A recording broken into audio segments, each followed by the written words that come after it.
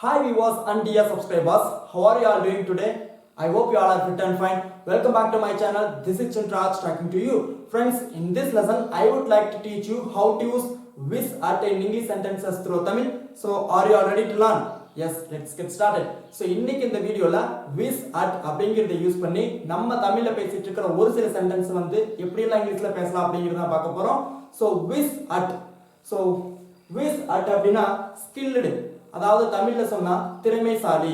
இப்போ எல்லாரும் வந்து ஏதாவது ஒண்ணுல வந்து திறமைசாலியா இருப்பாங்க. சில பேர் வந்து சமைக்கிறதுல திறமைசாலியா இருப்பாங்க, சில பேர் வந்து பேசுறதுல திறமைசாலியா இருப்பாங்க, சில பேர் வந்து மேத்ஸ்ல திறமைசாலியா இருப்பாங்க, சில பேர் வந்து ஃபுட்பால்ல திறமைசாலியா இருப்பாங்க. சோ இந்த மாதிரி வந்து தமிழ்ல நம்ம திறமைசாலி, அவர் வந்து ஃபுட்பால்ல திறமைசாலி, அவர் வந்து சமைக்கிறதுல திறமைசாலி, இப்படி நம்ம திறமைசாலின்னு சொல்லி தமிழ்ல பேசிட்டு இருக்கிற சென்டென்ஸை இங்கிலீஷ்ல பேசுறதுக்காக தான் whizz at அப்படிங்கறதை யூஸ் பண்ணி நம்ம சென்டென்சஸ் மேக் பண்ண போறோம். சோ இப்போ ஸ்ட்ரக்சர் தென் எக்ஸாம்பிள்ஸ்ல பாக்கும்போது நீங்களே ஓன் ஃப்ரேசஸ் சூப்பரா மேக் பண்ணுவீங்க. So now look at the structure. First you need to write subjects. What are the subjects?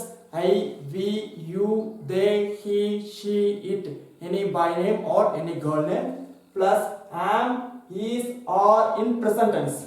Okay, helping verbs am, is, are in present tense, was, were in past tense. Future tense will be plus whizz at. Whizz at அப்படினா it means skilled, அதாவது திறமைசாலி, expert, professional.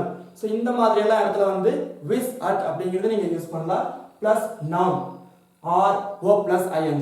So once again subject plus am, is, are in present tense, was, were in past tense, plus whizz at plus noun or verb plus ing.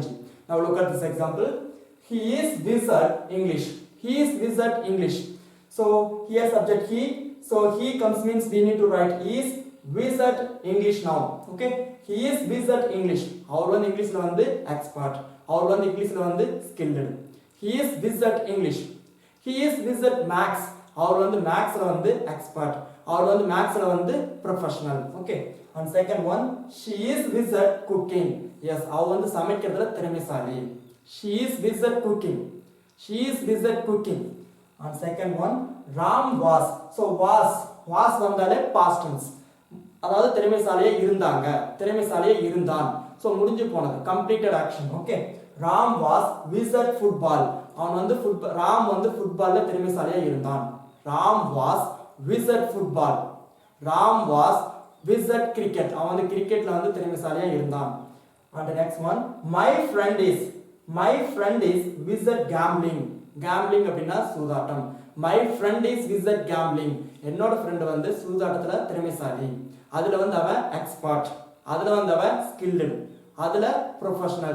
So expert, professional, skilled. இந்த மாதிரி இடத்துல whizz at அப்படிங்கறது use பண்ணி sentences make பண்ணலாம். And you are whizz at anchoring. Yes, நீங்க வந்து anchoringல திறமைசாலி, அதுல வந்து நீங்க skilled. You are whizz at anchoring. You are whizz at anchoring. And last one, she is whizz at acting.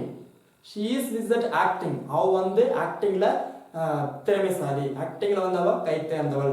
So skilled, professional, expert, இந்த மாதிரி இடத்துல வந்து whizz at அப்படிங்கிறது யூஸ் பண்ணலாம். So இதுல வந்து நீங்க லாஸ்ட்ல இருக்கக்கூடிய noun அதை நீங்க சேஞ்ச் பண்ணி ஓன் ஃப்ரேசஸ் நிறைய மேக் பண்ணலாம். தென் verb plus ing சேஞ்ச் பண்ணி நிறைய சென்டென்சஸ் மேக் பண்ணலாம். So இதோட இல்லாம இந்த எக்ஸாம்பிள்ஸ் வச்சிட்டு இதில் இருக்கக்கூடிய சப்ஜெக்ட், then helping verb, சப்ஜெக்ட்க்கு தகுந்த மாதிரி helping verb, then noun, then verb plus ing இதெல்லாம் சேஞ்ச் பண்ணி நிறைய பிராக்டீஸ் பண்ணா மட்டுமே வந்து whizz at அப்படிங்கிறது வந்து உங்களுக்கு யூஸ்ஃபுல்லா இருக்கும். சோ whizz at அப்படினா வந்து skilled, அதாவது தமிழ்ல சொன்னா திறமைசாலி, கை தேர்ந்தவன், அதுல வந்து அவனுக்கு ஏதாவது கொஞ்சம் மத்தவங்களோட நல்லா தெரிஞ்சிருக்குது. சோ அந்த மாதிரி இடத்துல வந்து whizz at அப்படிங்கிறது யூஸ் பண்ணலாம். I hope you understand very well. Thank you so much for this lesson.